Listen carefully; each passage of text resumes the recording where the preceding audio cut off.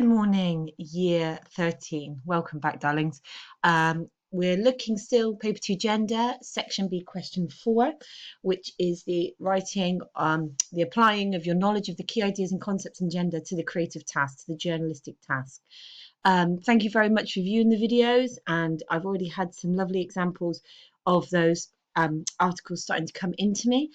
Just as a quick disclaimer, today would be our double, as you know. So my intention really is to set you up, but then ask that today is when you complete that article using part of the time of the double and get it back to me.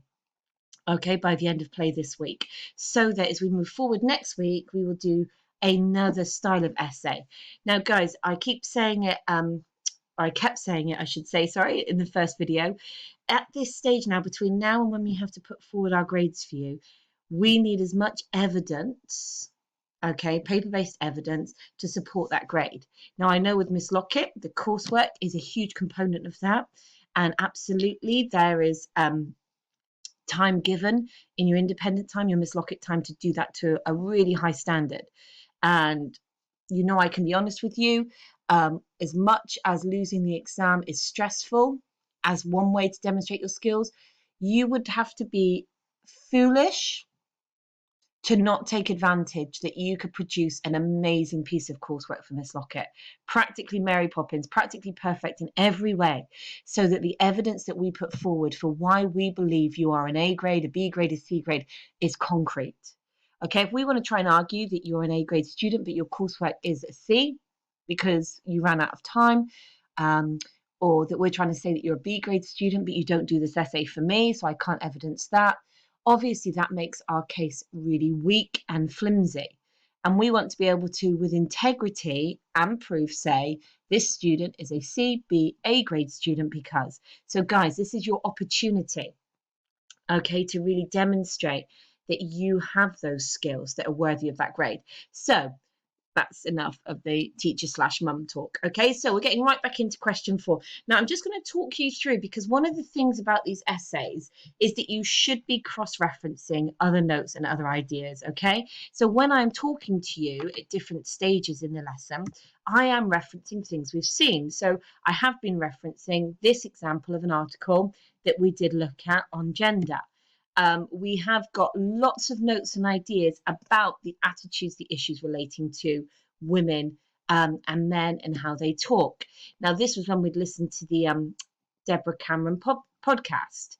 Okay, so all of this is within the PDF notes, and it is within your own notes. It's also within the magic of YouTube, because you can pause and have a look. But what I'm saying is that when we come to the points where I'm saying, right, write your article, you've got independent time, I'm saying, or I'm directly saying now, use part of that time to look at your notes to make sure you are writing with accuracy, with the content that is secure and demonstrating high grade knowledge, not low level knowledge. Okay, in other words, we don't want to do what we see this candidate doing, and actually they still got a really good grade for their article, which is misreferencing the time at which Tannen was working. So we have been through lots of examples in class. So again, just showing you we have a lot of information. We've analysed these beautifully. Okay. So we are now on the question 4, the article writing. Okay, can you see it down there? And when we were together last time, we were directed to write a headline, stand first, byline, and an opening paragraph to in some way establish the peg. Okay, and again, I've seen some lovely ones done. I just have to give a shout out. It's a bit like listening to Radio 2 love songs on a Sunday morning waiting to hear your name. Maddie has done a really good job. I loved your concepts and your ideas. Your headline and stand first were brilliant, Maddie. Well done. So here's an example, though, because I didn't think it was fair to use hers without asking. I made one up. So far, your article should be looking something like this. Okay, you should have a headline. Women's language is not as beastly as the myth makers want us to believe. Now, this was the candidate we were also looking at over here, sidelined on the page. Women's language is like not weak, okay? So you can see that both of these are headlines. That mine's introducing an extended metaphor that's going to keep coming back. I've gone for a fairy tale theme, particularly Beauty and the Beast. But I'm also linking to the issues raised by the two articles we've just analysed, which is really saying that women's language is weak, it's disempowering, but I've used the word beastly, the adverb beastly there to create that pun, that link to my emerging extended metaphor. So I've gone for a creative headline. Now, if we looked back, what language barrier? Is there a language barrier? You can do a functional headline, okay? So, but we definitely want a headline. We definitely want it to be clear that it is a headline. So I've gone for then my stand first.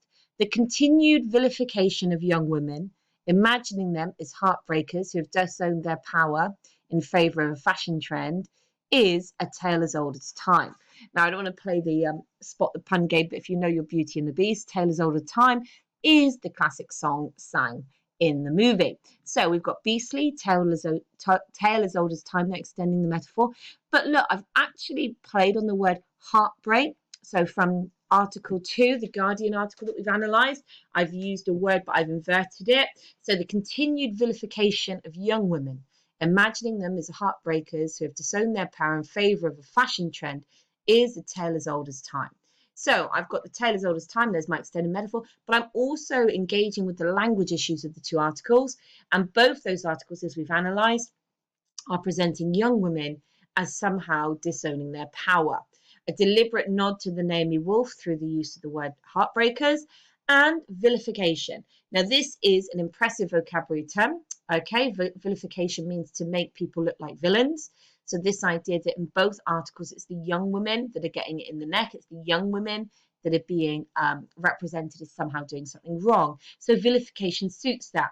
Now, the vilification just is a little nod to this beauty of the internet. Okay, you have online thesauruses, online dictionaries. You have the ability to look for words that demonstrate an impressive vocabulary.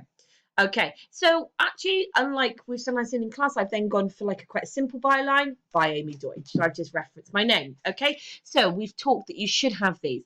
Now, opening paragraph to directly address the issues of the articles. In this Trojan War spanning decades, the differences in speech styles between men and women are used to justify the ongoing tension and conflict between them. And now the newest casualties in this conflict are the young women being accused of using a new destructive speech pattern. So can you see I'm to cheat, to show that in my article, I am addressing issues from the other two articles. I am looking for words or phrases that I can use from those articles. So destructive speech pattern comes from the stand first of the Guardian. But what I'm actually doing is I'm challenging that issue. How am I challenging it?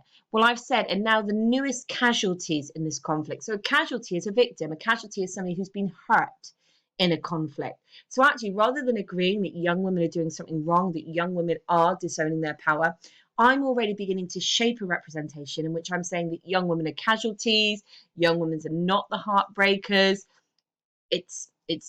I'm challenging that issue. Now, a quick little note as well. I've deliberately, in this opening paragraph, done a few things that we need to be potentially careful of. I started mixing my metaphors. So I began with this reference to beastly, tale as old as time. So in one part of my brain, my planning, I'm telling myself, right, I'm going to go for a fairy tale theme. It plays nicely into mythology, fairy tales, things that aren't true. I've gone with my favourite fairy tale. I'm a huge fan of Beauty and the Beast.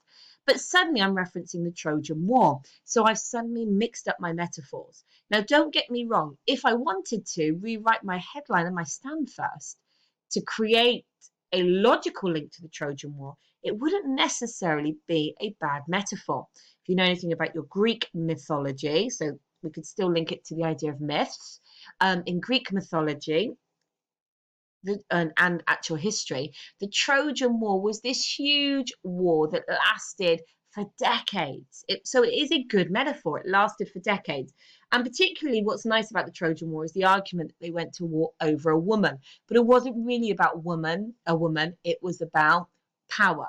So the woman was the figure, if you like, the focus, the seeming focus of the war. They blamed it all on the beautiful woman, Helena of Troy.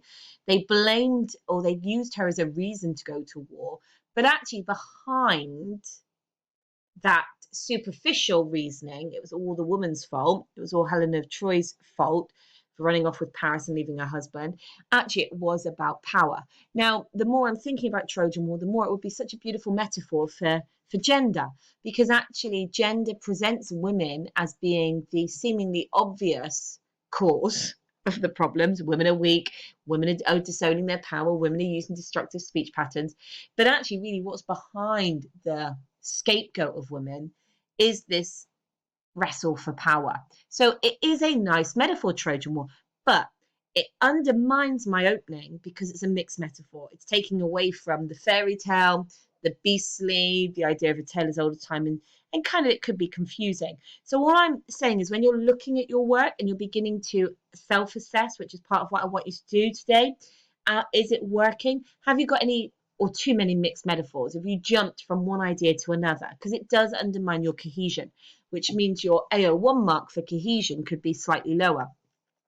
So what I could do to quickly fix that is just get rid of Trojan. In this war spanning decades, or in this conflict spanning lifetimes, if you wanted to go with a tale as old as time, in this tale spanning decades. So I could quickly improve that opening sentence to create a better link to my headline and stand first. So in this Trojan War spanning decades, the differences in speech styles between men and women are used to justify the ongoing tension and conflict between them. There I am, language issue, focus on gender. Brilliant. And now the newest casualties in this conflict. So actually I've introduced the concept of war, and casualties does link to that. I've got that lexical set, that extended idea of a war being fought here. And now the newest casualties in this conflict are the young women being accused of using a new destructive speech pattern. So guys, the first thing I want you to do at this point, I want you to pause. I don't want you to keep going into the lesson until you're happy that you have your headline, your stand first, your byline, and your opening paragraph. So you can use this as, I would give yourself maybe no more than 10 minutes though, because otherwise you to sign you didn't do the work last time. Just to reread through your opening of your article that you should have done so far. Make sure you're happy. Are there any changes you need to make? Any tweaks you need to make? Okay, come back in about 10 minutes for the next part, where we start to look at how we build this article, where we go to next. Okay, guys, so what comes next? Let's have a little reminder, shall we? So we've done our headline stand first and opening paragraph. So what we're going to look at today is how do we take the theories and concepts and ideas, the knowledge we already have about Lakoff, Tannen, Goodwin, Spender, Cameron and Hyde, into a journalistic article. So it says here that really we want theories and concepts, at least 4 of them, linked somehow by a peg.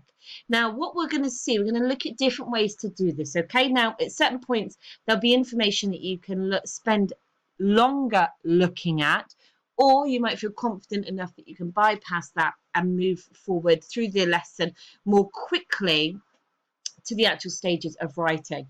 Okay, so we've got the example that we're following. This is in the PDF pack that was attached last lesson. This is a girl, I'm assuming a girl, it's terrible, isn't it? I'm making that assumption because of the handwriting, who did this article. Now, this is from a real exam context, so we have to be kind in that she was doing this under time conditions.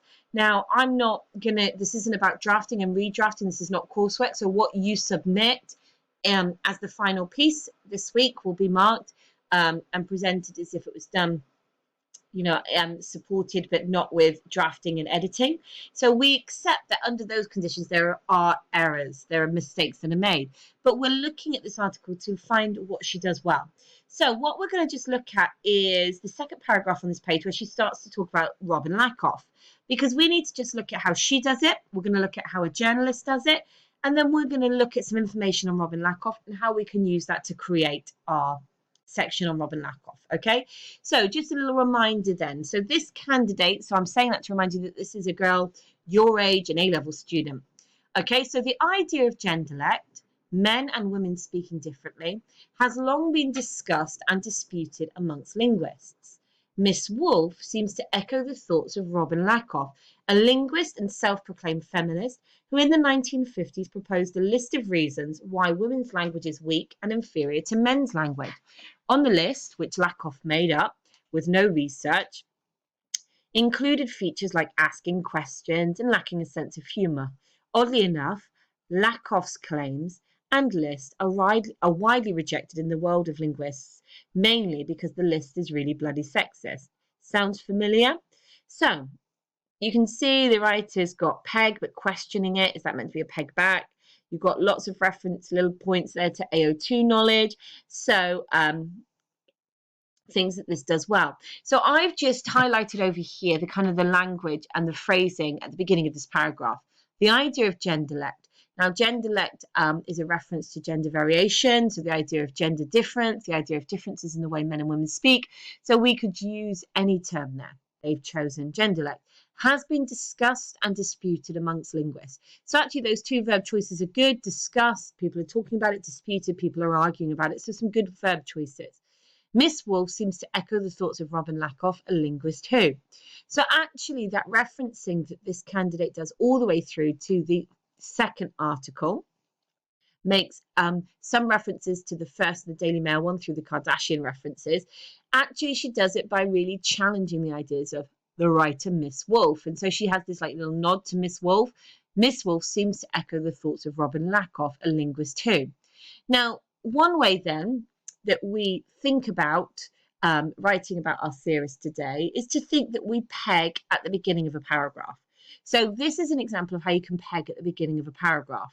The idea of genderlect has been discussed and disputed amongst linguists. Miss Wolf seems to echo the thoughts of Robin Lakoff. Now, we can't copy because this is wrong. Yep, copying is wrong. But what we can do is look and begin to transform.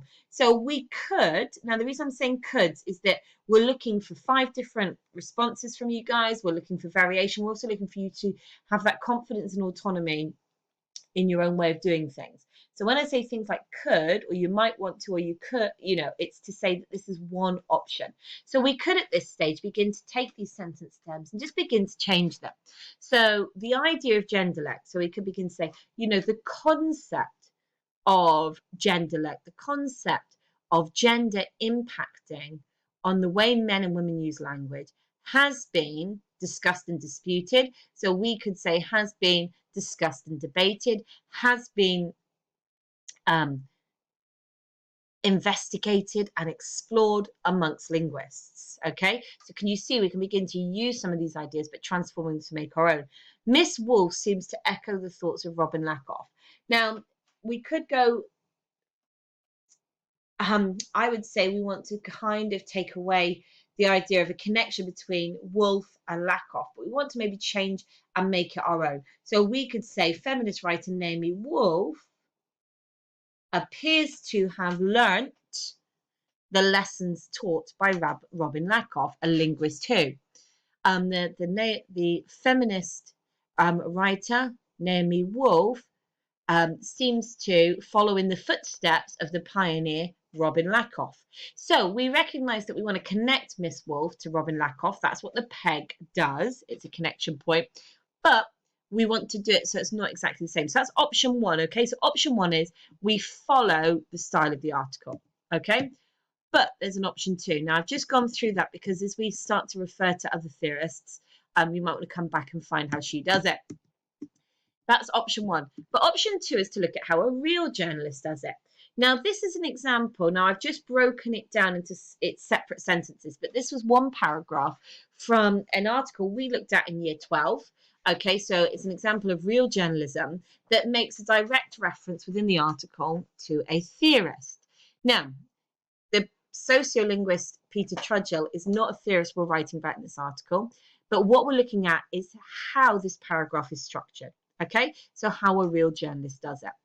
So the sociolinguist Peter Trudgill noted as long ago in the 1970s, that language use had begun to change and to some extent to level out in smaller towns due to the undue influence of larger, more culturally dominant cities.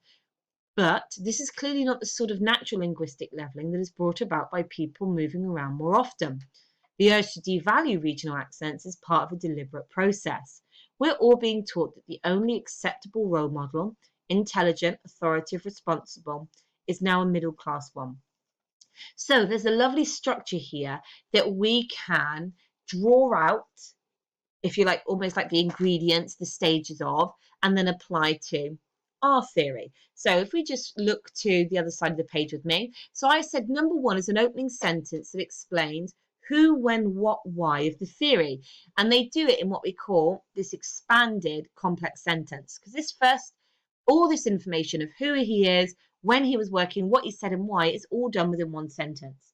Now, guys, when you begin to write your own articles, if you take more than one sentence, you haven't done anything wrong. If you end up writing about who, when, what, why, Lakoff, Tannen, Goodwin, Coates, in more than one sentence, you have not done anything wrong. But I am showing you this as an example, okay? Another example. So we can use the example of the candidate we just looked at. We can use this example. So really quickly, who? So sociolinguistic Peter Trudgill. So you can see here that this paragraph begins with a direct introduction to the theorist. So the sociolinguist Peter Trudgill could become, the feminist linguist Robin Lakoff. Okay, so it tells us who and those kind of credentials. When? Noted as long ago as the 1970s. Now, this is interesting because this language is kind of challenging language, as long ago, because it's reminding us that this is a long time ago. So we could say the feminist linguist Robin Lakoff, noted as long ago as, and actually look, he's working in the 1970s, and as we'll see again in a minute, so was Lakoff, okay? So noted ago, the sociolinguistic, the feminist linguist Robin Lakoff noted as long ago in the 1970s that. So then we need to know, well, what did she notice and why? Now, I have included in the next 2 slides some revision on Lakoff. You will have your own notes.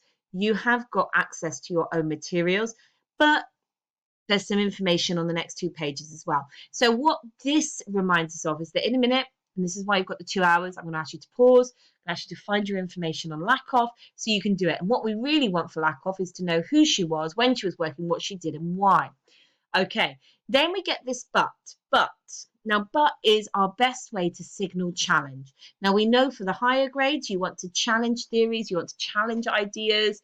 So we might say something like the feminist linguist Robin Lakoff noted as long ago as the 1970s that the language use of women was different. And to some extent, she explained it as being in a state of deficit, which meant that it was lacking confidence and assertiveness due to the position that society or the place in society that women occupied. So we've got our what and our why.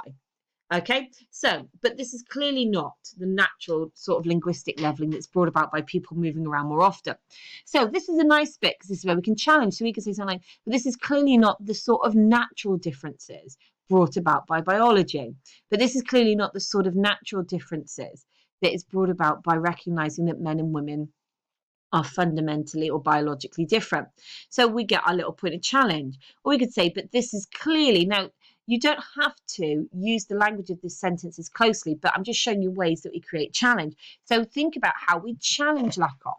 She's outdated. She uses generalizations. So we can say, but this is clearly not a conclusion based on a recognized scientific method. This is not a conclusion brought about by specific studies, but rather generalizations that she observed. So the but can go completely away from the example of Peter Trudgill into what knowledge you can demonstrate about how we challenge the ideas of Lakoff. Okay? Now, the urge to devalue regional accents is part of a deliberate process. Now, I do like lots of this sentence. It's our shortest sentence, ironically, and there's a lot here that I like. I love this idea, the urge to devalue. Because actually the issues we're looking at in this article really, isn't it, is the devaluing of how young women speak and use language. So we could go for something like the urge, because really it's putting the issue in the bigger context of a deliberate process. So the urge to devalue younger women in the way they speak is part of a deliberate process. And we could expand that.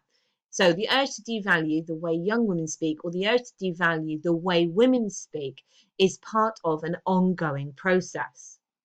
From Lakoff labeling women as weak in the 1970s to Naomi Wolf labeling modern young women as being destructive in their use of speech, women are, and then we could link back to my Stanford, are being continually vilified, or society continually processes its understanding of women by seeing them as beastly or doing something wrong.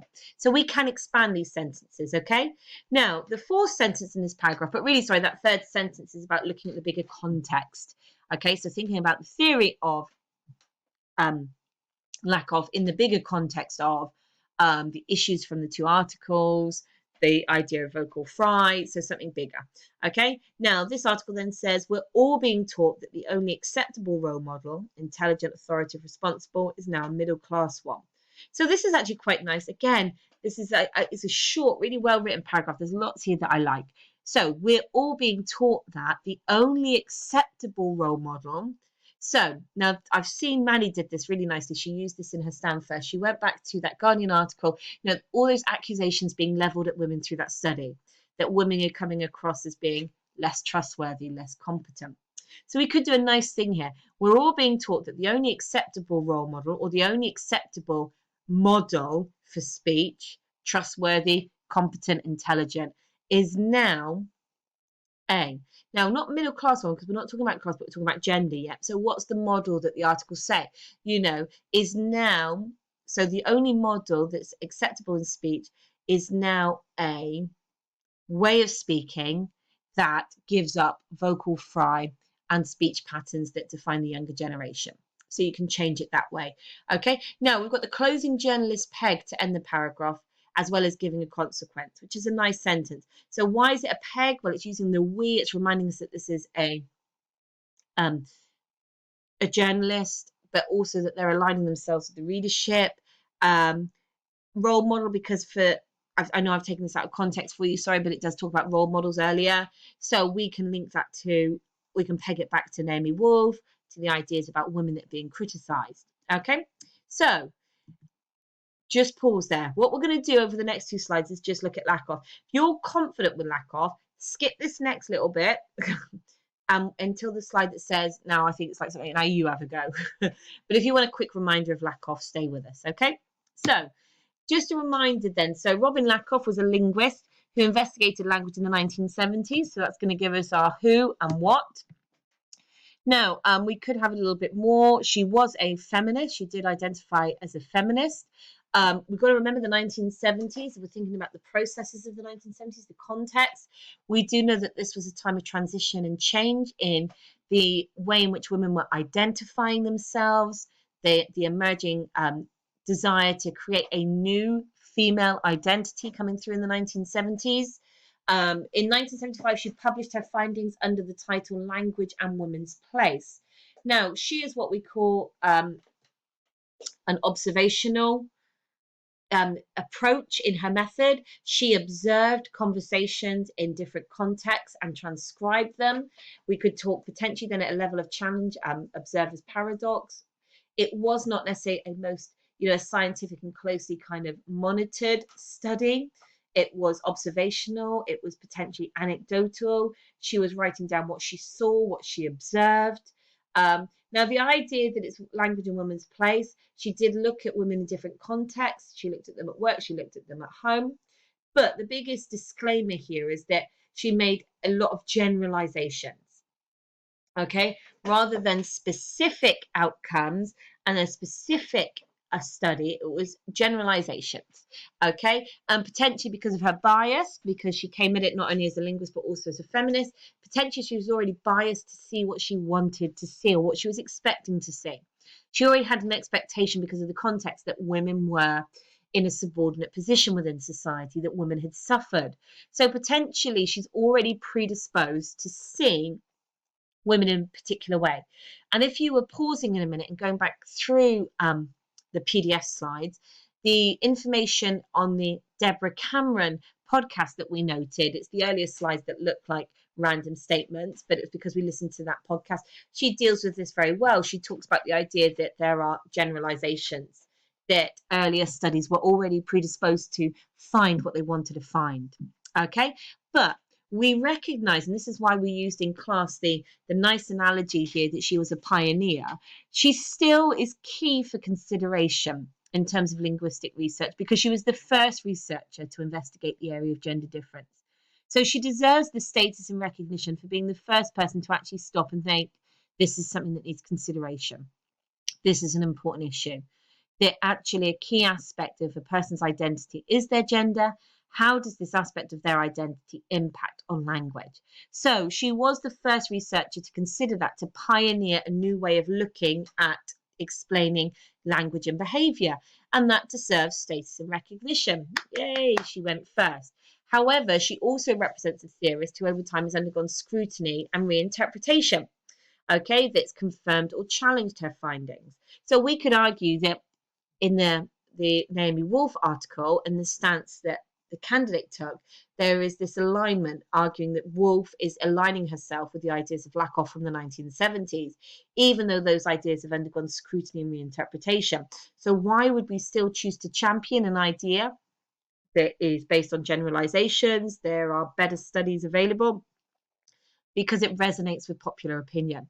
It's telling people what they already really want to know, or it's helping to explain something that's hard to explain. Why are women marginalized? Why are women still sometimes seen as the minority? Why are women less powerful than men? And Lakoff helps us answer that question. Women are less powerful because they're weak, because they've been brought up and socialized through the 1970s to see themselves as weak or in a state of deficit. However, that's not really a satisfactory answer, but it's one because it's an answer that we like to take. Okay, so just a little practical element, a reminder of what her ideas look like in language. So this is 11. She's often reduced down to like key ideas. Now, in your article, you wouldn't need to reference all of these, and you'd need to be careful that you are using them as a journalist, not as an evaluative essay. So if you did want to integrate some of these examples, you wouldn't suddenly say, and one of the things that she discovered was the use of precise colour terms such as magenta and aquamarine.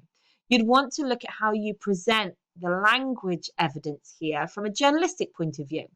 So actually, if you look at number 1, lexical hedges or fillers, you know sort of, well, you see our candidate, the one that did the exam response that we've been analysing, actually references lexical hedges and fillers in her work.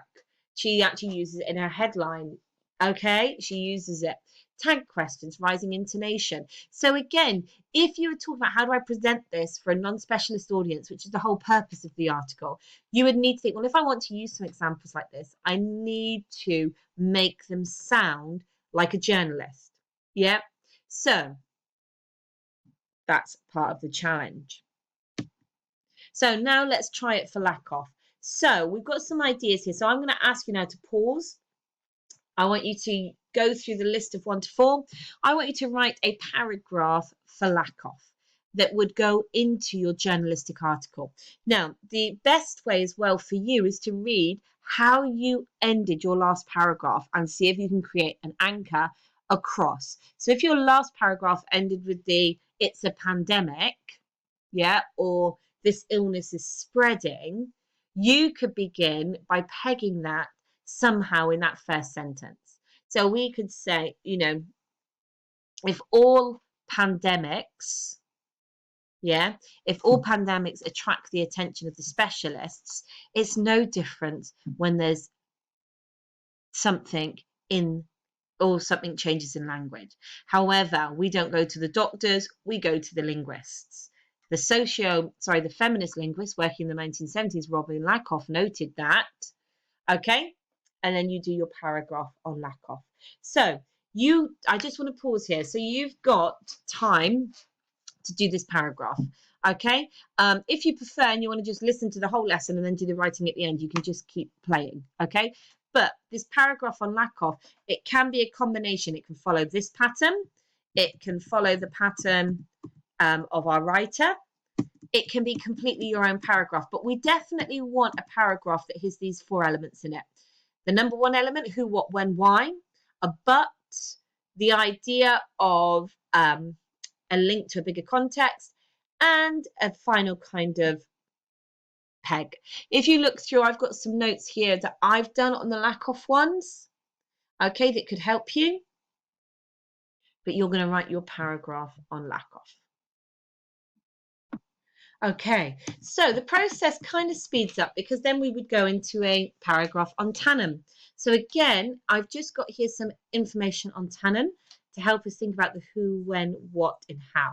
So Deborah Tannen, okay, was working in 1987. She's a professor of linguists at Georgetown University. She's a best-selling author and speaker. Now, this is a little quote from her. I'm a linguist. I study how people talk to each other and how the ways we talk affect our relationships. As a sociolinguist, I want to know how cultural differences affect the ways people talk and listen. My research method, inspired by the work of Robin Lakoff and John Gumfres of the University of California at Berkeley, is sociolinguistic microanalysis. I tape record and transcribe naturally occurring conversations. So I just want to pause here, because if you imagine that we've got our paragraph that we've just written about Lakoff that was dealing with the idea of deficit. Now, we do want to acknowledge that we're moving from deficit into a paragraph on the difference theories, but Tannen's giving us a lovely segue here, because she talks about, I was inspired by the work of Robin Lakoff. So we could say that even though difference theories take us to a different explanation for why men and women use language, this theorist has still been inspired by Lakoff. So why is Robin Lakoff significant? Because she inspires people, okay? So again, you can pause on this for as long as you need. You can make your own notes. You can come back to it in a minute. So Tannen believes that the differences so this gives us a little bit of the why. The differences start in childhood, where parents use more words about feelings to describe girls and more verbs to boys. Males and females belong to different subcultures and therefore speak differently. We call this the process of socialization. How people or children are socialized is impacting on how they use language. Now, this is different to biologism. Biologism says boys and girls are biologically different, therefore the differences occur. But actually, biological differences are hormonal. Our differences may be in the physical differences of pronunciation. So boys develop deeper voices, etc. Biologism says there are biological differences. Tannen actually is saying that this is about a socialization, the way that men and boys and girls grow up, are taught. Now, this is also actually what Lakoff did. She said that boys speak like their mums until they're 7, then they start to socialize differently at primary school and school. They start to play differently, and their language changes. Now, these are the 6 differences that Tannen identifies. Okay, status versus support, independent versus intimacy, advice versus understanding, information versus feelings, orders versus proposals, conflict versus compromise. So she also then says women talk too much, speak in private context, build relations, overlap, speak symmetrically. Okay, men speak asymmetrically, speak one at a time, negotiate status, avoid failure, speak in public and get more airtime. Whew, a lot there, isn't it? So the reason I've just read that through quickly is you're going to have time again to pause. That's why it's a 2-hour session. That's why you're working on this article for the whole 2 hours. Okay, to reread that information. But what we're going to get at the end is a paragraph on Tannen. So again, Tannen, working in the 1980s, 6 main differences in the way men and women talk. So you're going to create your second paragraph. Sorry, your second theory paragraph. Now, again, the problem is if we just keep repeating this model, the sociolinguistic Peter Trudgell, we're going to end up with a really repetitive article, and we don't want to do that. So I've said over here that although we want in our paragraphs to know who, when, what, and why, we want a but, we want an urge, we want to put it in context. We want to start maybe playing with the order, playing with the language, so we're not copying this completely. The other thing we can also do, okay, is we can go back, all the way back, and we can look at how our second example does it. So Lakoff isn't the only linguist to come up with reasons why men and women talk differently. In the red corner, we have dominance theories. Now, this candidate went to dominance rather than difference. I'm taking you to difference, okay? In the blue corner, we have difference theories who believe there's a biological difference. Now, actually, that's why it's been questioned, because that's not true. That's why I wanted to say about socialization. The difference theories talk about socialization, not biologism, okay, to explain differences. Okay, so your next job is to write your paragraph on Tannen. The third thing to help you, when we've looked at these in previous lessons, we have used these topic sentences. So again, if you look through your notes, that's why we've got the 2 hours, find anything you've got on Tannen, you'll be able to write the next part of your article. Okay, guys, off you go. Okay, guys, so what I've just guided you through really is how to write or get the information and begin to write your first two paragraphs on theorists. But if you look through our plan, we know that potentially to get the higher grades, as we saw the other candidate did, we need to reference a dominance and then a difference theory. So the remaining part of your lesson, okay, so the time given to you today is to complete that article. You can use the Lakoff and the Tannen models to build your confidence, but then your third and fourth theory paragraphs on a dominance theory, so you can do Spender, Fishman, Zimmerman, and West. We know our candidate did Zimmerman and West. You don't have to. You can do Fishman or Spender. And that you then end with Cameron and Hyde, okay, is how you're going to build your article. Now, it says then that you end with a closing paragraph that creates a cyclical link by maybe repeating words or phrases from your headline, your stand first, where you make an explicit mention of the opening peg and a reference to the issues in the articles. So really, the fundamental content has been covered and ways to cover it. It is now up to you to write that article. Now, although you've got the 2 hours today, and I know I don't want lots of competition with lots of other lessons, I'm going to ask that this essay, this article, is finished and sent to me by Friday, please, because I'd like to look at it and be able to give you some feedback. But we will be starting a new topic on Monday. Okay, guys? So you will have it on Show My Homework that it's to be done and due today in terms of watching and doing the lessons. But I'll give you to tweak and have the article finished and to me by Friday. Have a lovely rest of your day, guys.